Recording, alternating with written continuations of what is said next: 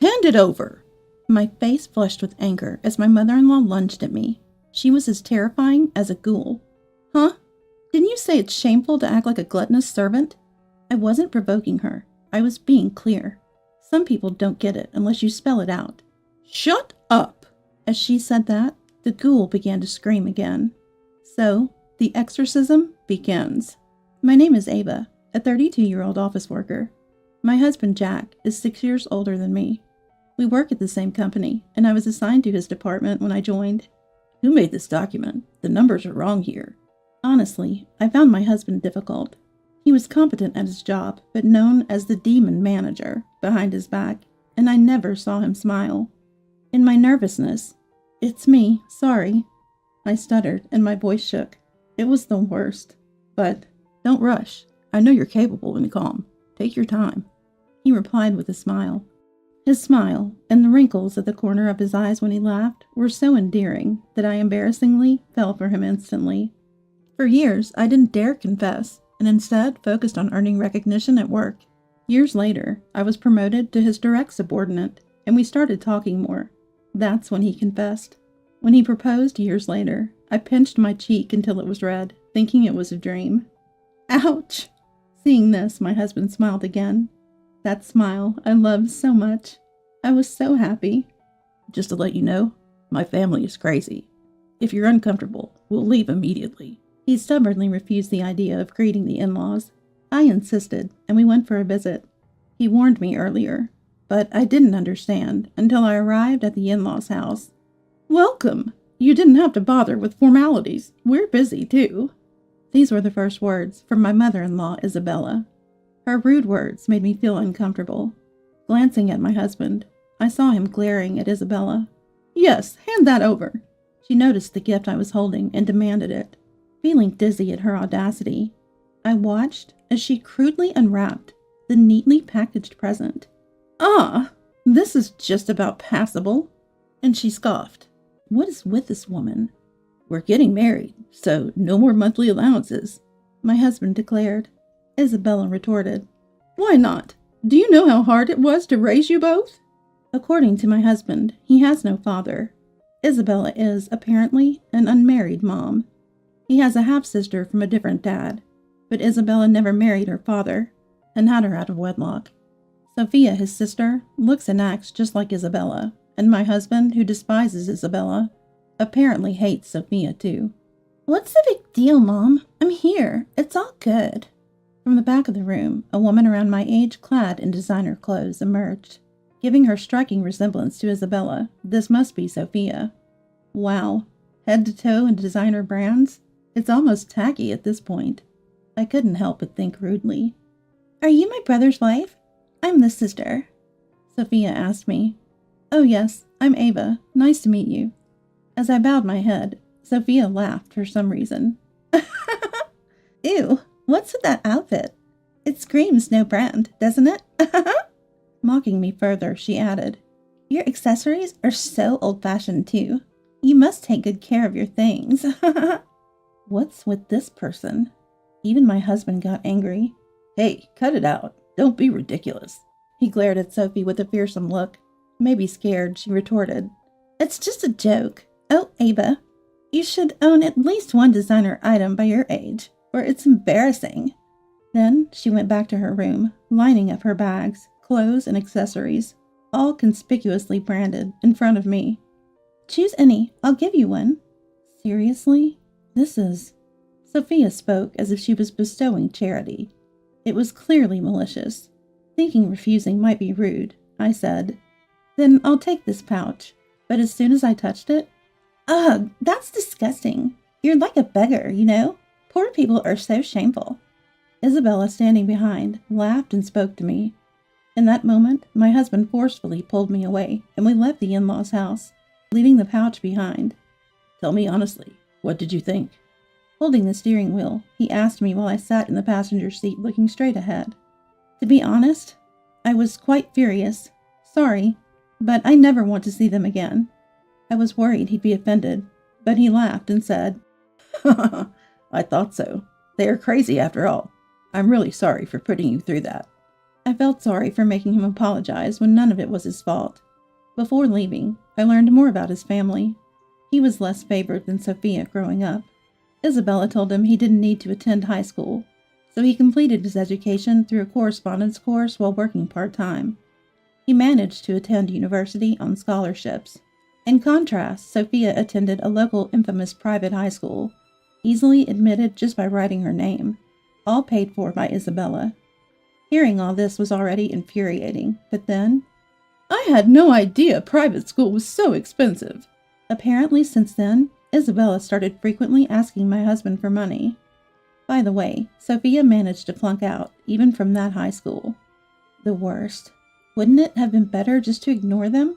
I asked, and he replied, If I do, they come storming into the office. Our security guards are mostly old guys.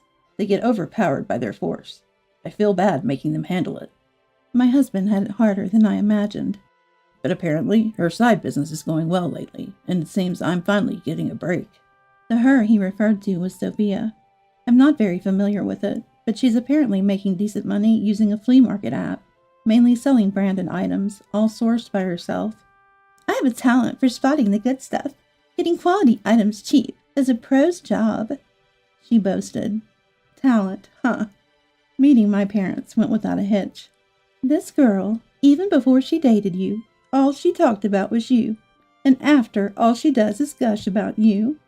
Watching Mom talk animatedly and Dad laughing made me blush, but I was relieved to see my husband well received by my parents.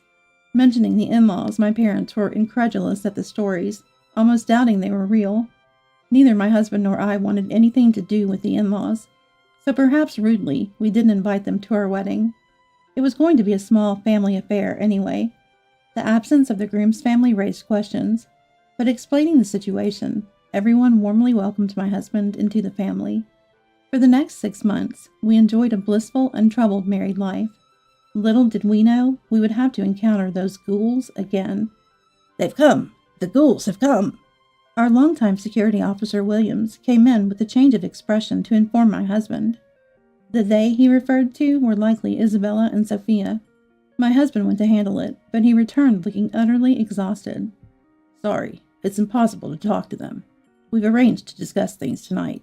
Go ahead and sleep first. But I said, I'm coming too. It's better to have more people for a ghoul hunt, right? I accidentally let it slip calling them ghouls, but until the end my husband was worried for me. That night we met at a diner near the workplace. Isabella and Sophia had already arrived and finished their meal. Their lack of consideration made my head spin. When we arrived, All right, let's get down to business. Isabella started off brashly. I mean, we just got here, you know. We need the monthly support starting this month. She said it matter-of-factly, with no sense of shame or remorse. Sophia, sitting beside her, sipped her post-dinner coffee, as if entitlement was second nature. To them, my husband simply said one word. No, he said. Isabella was dumbfounded, clearly not expecting a refusal. My family is Ava. You two are nothing to me anymore. And, after all that big talk, what happened to your side hustle, huh? Sophia, as if annoyed, replied, The world isn't always kind. You wouldn't understand, amateur. The returns have been increasing lately, and it's frustrating. I chimed in. Then why not focus on your main job? Sophia snapped back. Shut up. I quit that job. I thought I could make it with a side business. I didn't expect this mess. Isabella, irritated by my comment, said, Don't remind us of unpleasant things. And why are you even here? Unfazed by their rudeness, I responded, Jack is my family. It's natural to want to help family in trouble. I didn't care what they thought of me. Exactly, we're family. That's why we're asking for help. It's the same thing. Isabella retorted, But to them, my husband was nothing more than a financial tool. That's not what family is. When will you two stop leeching off my husband? Can't you see how much you're hurting him, even as a mom? I intentionally used the word leeching to provoke some shame, but Isabella shot back. What would you know about children, you childless woman? Children are lifelong slaves to their parents, their spouses too. Such nonsensical words came back to me, making me feel sick. Anyway, stay out of our lives. If you come to the office again, there won't be a next time. Got it? My husband warned them. Your office guards are so frightened of us. It's hilarious. Maybe we should visit your new apartment next, right? The rent must be decent. You must have money to spare. Their spite knew no bounds. Sophia added, Ava, still wearing cheap clothes. Not fitting for a nice apartment. You should move and use the extra rent money to help us, your family, she said. It was repulsive. They somehow knew our new address without us telling them. Leaving the diner, our first thought was, let's move. We both said it simultaneously, laughing at the sink. With him by my side, nothing felt daunting. Holding hands, we walked home and headed straight to a real estate agent. Unknown to the two, a new highly capable security officer is starting next week. A former university rugby player. He's more capable of handling the likes of them. I wanted to move immediately, but finding the right place proved difficult. So I decided to consult someone. Observing Sophia's behavior, I knew it was only a matter of time before they started wreaking havoc. It's a matter of 1 month. No, maybe just 2 weeks. A few days later, when I got home, what the hell is this? I turned to find Isabella and Sophia standing there furious. They must have followed me from work. Utterly despicable. What do you want? I asked, clearly annoyed. Don't what do you want me? How dare a mere servant like you live in such a nice apartment? As irrelevant as their opinions were to me, their shock was somewhat understandable. I lived in what's known as a luxury tower mansion, inhabited by executives, doctors, and rumored celebrities on other floors. Usually decked in designer wear, today they looked particularly shabby and out of place in the sleek, clean entrance. Where I live is none of your business. Please leave. You're bothering me, I said, but they didn't budge, and even sat down, claiming they wouldn't leave until they were given money. This was a matter for the police, but just then my husband arrived. What are you doing? Get out! He was furious at the sight of them, but I managed to calm him down. Reluctantly, given the gathering onlookers, we let them into our apartment. Our clean, modern space must have seemed dazzling compared to the dilapidated in-laws' house. They were suddenly all smiles, especially Sophia.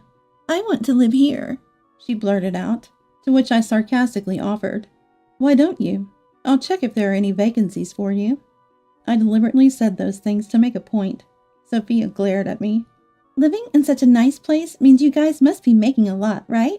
Stop being so stingy, okay? What's with the okay? And outrageously. This room's too big for just the two of you. How about we live here too? And of course, Ava, you'll handle all the household chores. They planned to move in, treating me like some kind of servant. No, I can't. We've promised only to house family members, a promise I made with my grandfather. Seeing Isabella's confusion, I kindly explained. This apartment belongs to my grandfather, and we were staying here temporarily. Of course, our salaries wouldn't afford such a place. We finally found a place we like and plan to move next week, somewhere more suitable for us. Of course, we moved to a place within our means. Who are you exactly? Isabella muttered. I'm just an ordinary employee. But the impressive part is the company my grandfather founded. I mentioned the name of the company, where my dad is the CEO. My uncles have also established their businesses, all well known locally. Hearing this, they were visibly shocked. My grandfather was a strict man. Earn your own money. That was always my grandfather's saying. True to his words, my dad and uncles established their businesses, never relying on the family's wealth. But they always helped each other out in times of need. I'm proud of my family, who always prioritizes each other and their employees. I kept my family's wealth a secret until we were married, worried that it might change my husband's attitude towards me. But there was no need for worry. I need to work harder, my husband responded with a smile. Consulting with my grandfather about the current situation, he readily lent us the apartment, saying, I'll lend you the room, but settle the matter yourselves. I received such grandfather-like advice. Hearing this, Isabella somehow misunderstood. Finally, I'll be part of the elite, too, she said, then approaching me. You're such a deceiver, Ava, hiding the fact you're rich, and always dressing so poorly. I was completely fooled. Isabella talked on and on, cheerfully oblivious to the gravity of her situation. Whatever your misunderstanding, let me clarify. We have no intention of supporting you financially.